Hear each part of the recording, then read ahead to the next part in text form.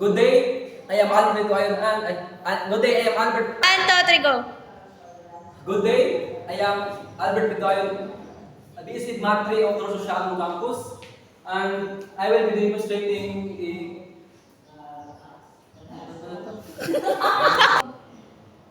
Good day, I am Albert Bitoyon, a BSc Math 3 of Torso Shadow Campus, and this is my detailed lesson plan applying the cooperative learning and discovery learning. Allow me to start.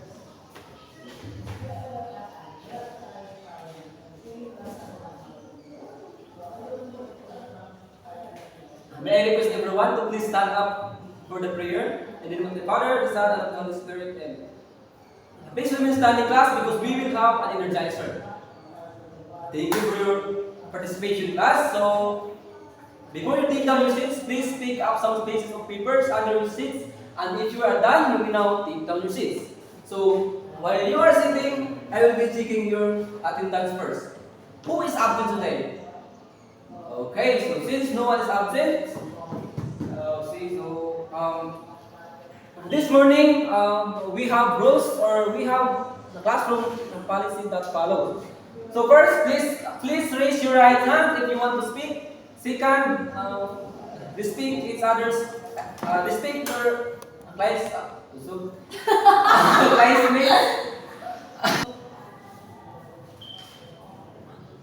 During our class, so we have rules to follow. First, please raise your right hands if you want to speak. Second, respect each other's ideas. And third, remain silent if someone, and that's it.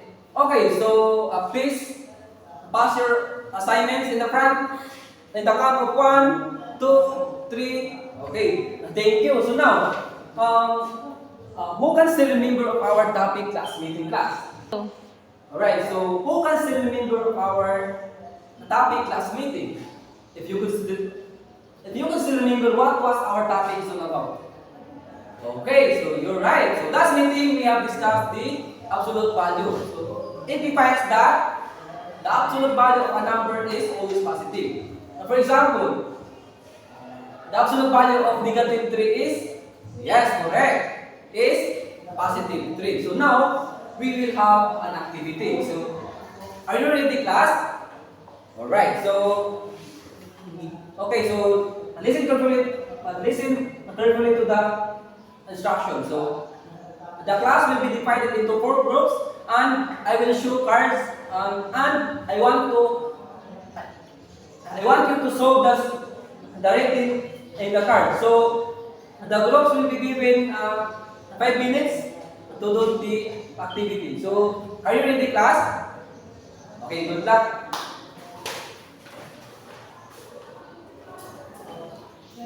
Okay, so, by the way, this is the group 1, the table 1, and group 2, group 3, and group 4. Okay, let's start. So, what is this? 5 times negative 6. Yes, group 1? Yes, negative 30. Okay, next problem. Negative 3 minus negative 4. Yes, group 2? Positive 1. Yes, that's correct. Next, how about this? 5 plus 5. Yes, group 3. That's correct. Positive 10. Next problem. How about this? Yes, group 2. This is negative 1. Because 6 minus 7 is negative 1. Okay, next. How about this one? Negative 2 plus negative 7. This is, yes, group 2, negative 9. Last problem. How about this? Negative 5 plus negative plus 2. Yes, group 2. This is negative 3. That's correct. So, thank you for your participation, class. So, since group 2 got the correct many answers, so the group 2 is winner. Okay, let's give ourselves a round of applause. Okay, so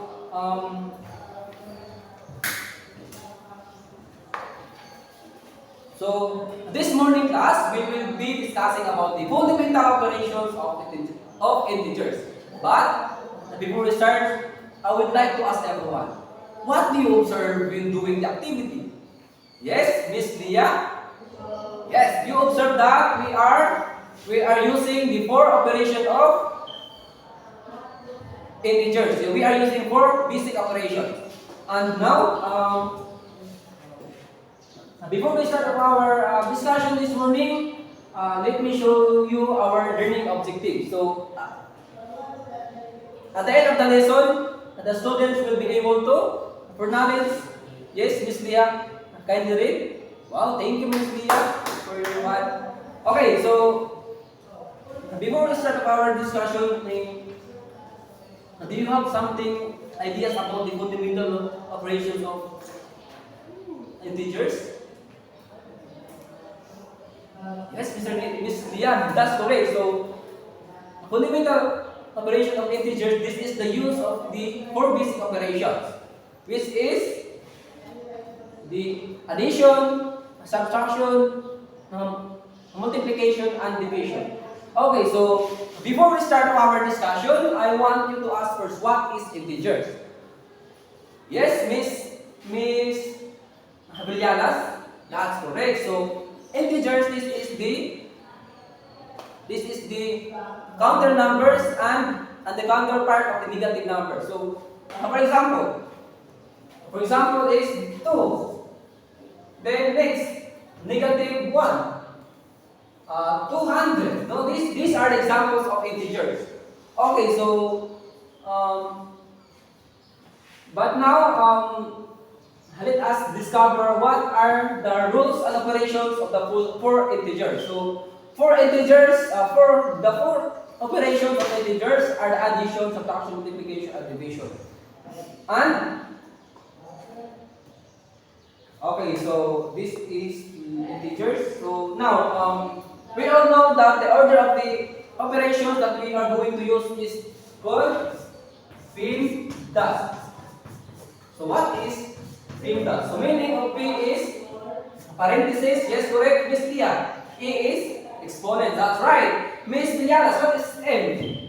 Multiplication. And the division. Yes, correct. And A is addition. And S, what is S? Subtraction. So when we say, when we are going to solve the problem, when we use this formula, we are going to solve the equation easily. Okay, for example, 1 plus 2 times negative 3 divided by 2 plus 1. Okay, so first, in this example, we are going to solve the P, which is inside the parentheses. So 1 plus 2 times negative 3 equals negative 6. Then, copy the division plus 2, I divided by 2 plus 1. So next we are going to do is we are going to solve the exponent. Since no exponent in this equation, so we are going to solve the multiplication. And since we are done with multiplication, next we are going to do is divide. So 1 plus negative 6 divided by 2 is equal to negative 3 plus 1.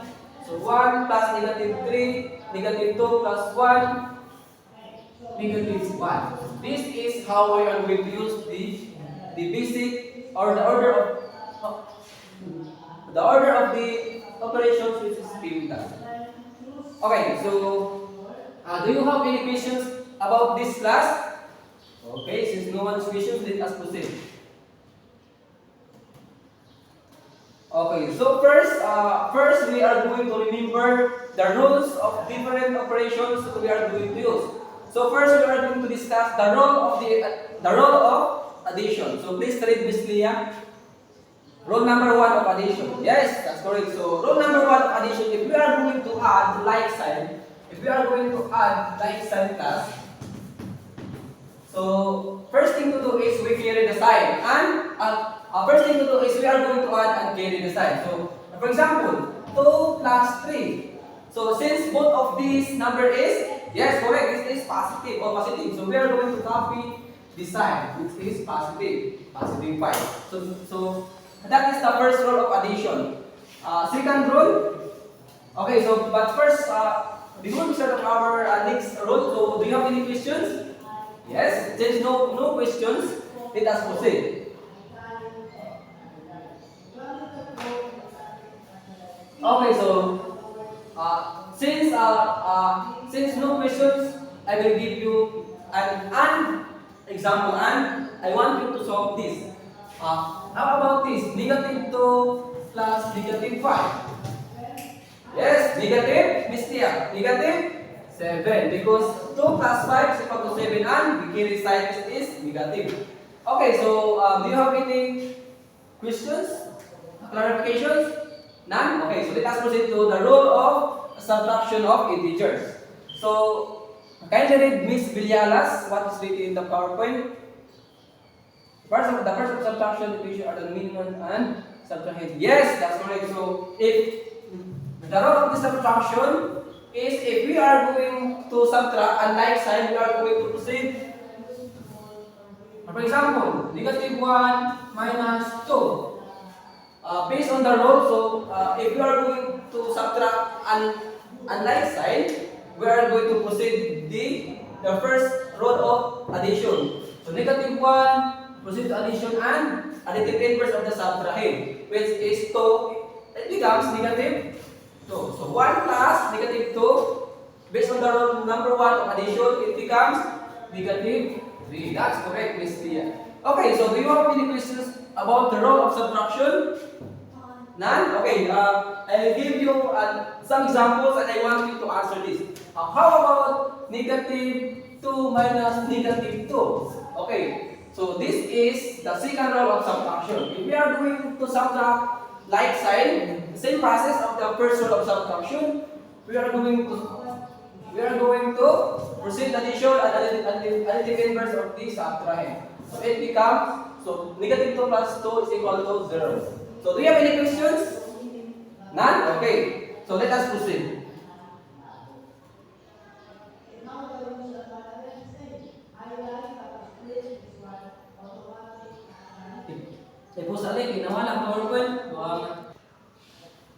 Okay, so before we start up the rules of integers in multiplication, do you have any questions about the rules of addition and the rules of the subtraction in integers?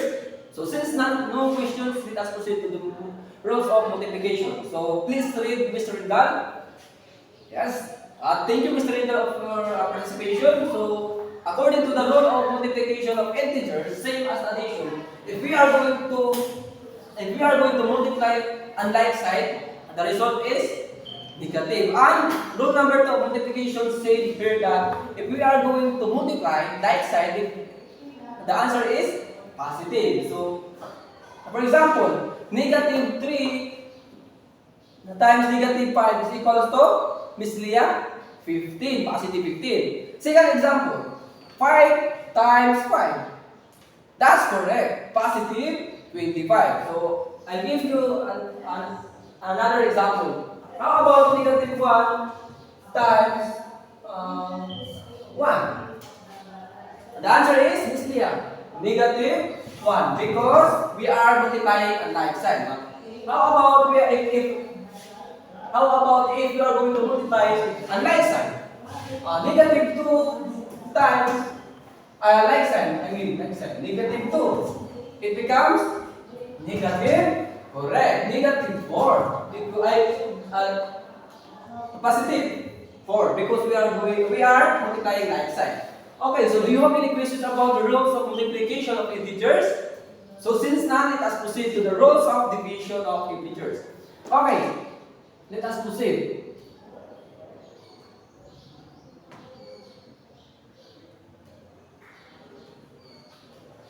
So the first rule of dividing integers.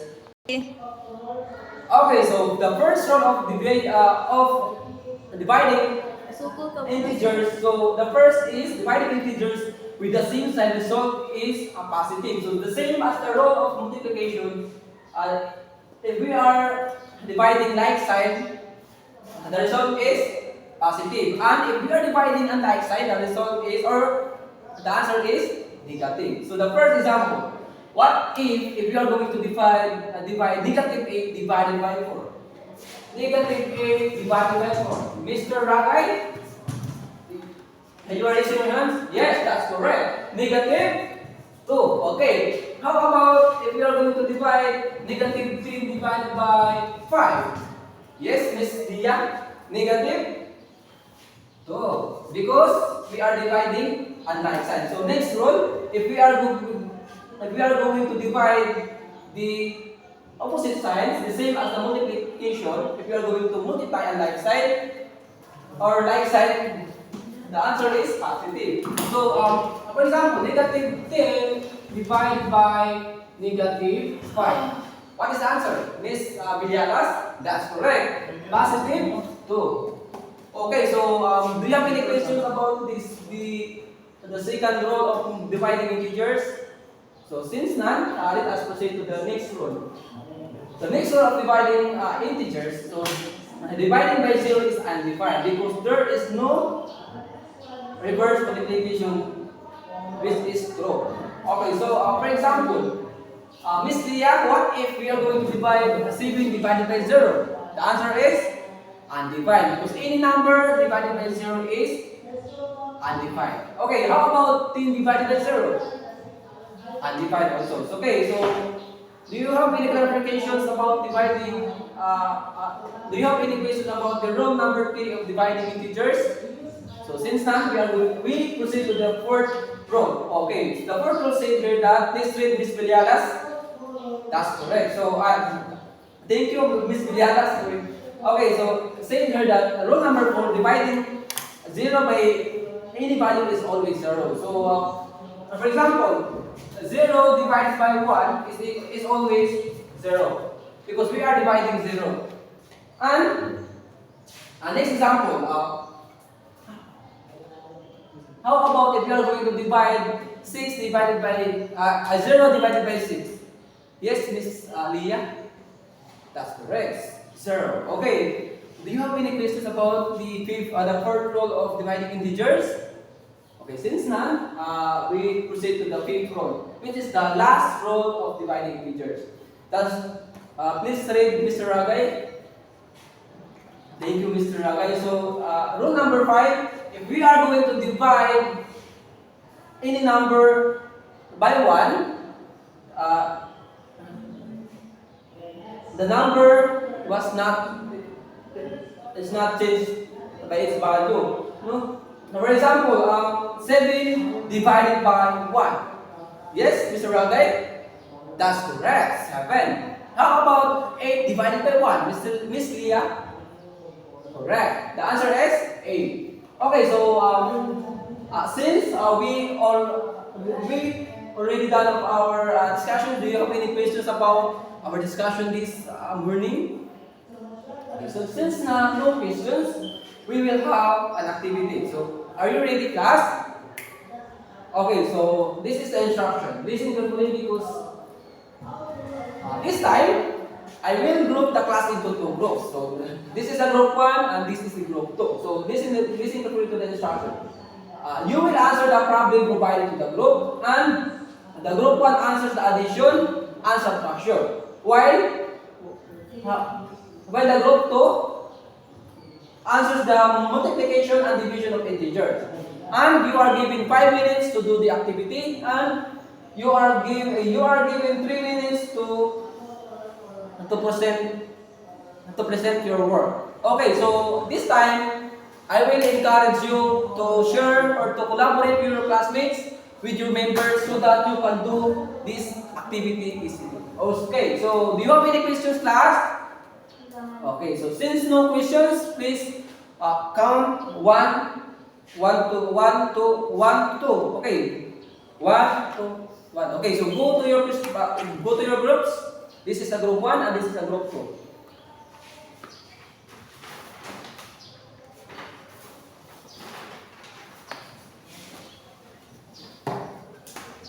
Okay, so these are the problems that you are going to answer. For the group 1, this is your problems. 1 to 10. Then, the group 2 is here. And this is the group 2. And you are going to answer in one whole sheet of paper. Okay, so you're given 5 minutes. Timer start now. Time's up. So I think you are now ready, class. Okay, so let us start from the group 1. Show your solution. Okay, thank you, group 1. Now let's move on to the group 2. Okay, thank you, group 2, for the participation. Let's give ourselves a round of applause. Okay, so since all of you got the correct answers, I want to congratulate you all of doing your best in solving this problem. Okay, so now this time I need 4 students or representatives to share his or her understandings about our discussion this afternoon, which is the fundamental operation of integers. Which are the first student, he or she going to share the addition. Second student will share subtraction, and the third student will share his or her understanding about the multiplication, and last student will share about the division. Okay, so who would like to volunteer? Okay, Miss Dia first, second Mrs. Vilialas, third Mr. Ragay, and fourth Mr. Rinda. Okay. Let us first start with the addition. Okay, thank you very much for your participation. Okay, now let us move on to the second student. That's great. Thank you. Okay, Mr. Rinda. Thank you very much for your participation, class. So I think all of you have already know what are the fundamental operations of integers based on your performance. Okay. So now we have the last activity. So are you ready, class? Okay. That's good to hear. So listen carefully for the instruction. This is the instruction. Answer the following problems in one sheet of paper, and you have 10 minutes to do the activity. Okay, so this activity is individual. So please do your best. Okay, so for the test 1, explain the rules of integer addition, subtraction, multiplication, and division. And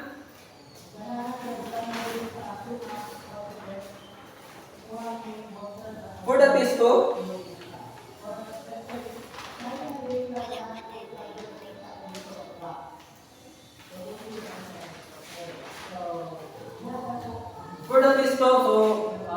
this is test 2, 1 up to 10. So all you need to do is to answer this activity in one whole sheet of paper, and you are given 10 minutes to do the activity. So the timer start now. Okay, so time's up. Pass your papers in the front in the count of 1, 2, 3. Thank you very much. Okay, so now for your assignment class, I want you to research and study in advance the different properties of operation on the set of integers, because that is our topic this meeting. So do you have any questions or clarification about our assignment or your activity for next meeting? So since no questions, I think we are done with our discussion this morning, class. So I hope you learned a lot of our discussions, especially the fundamental operation of integers, because this is a big help for us to improve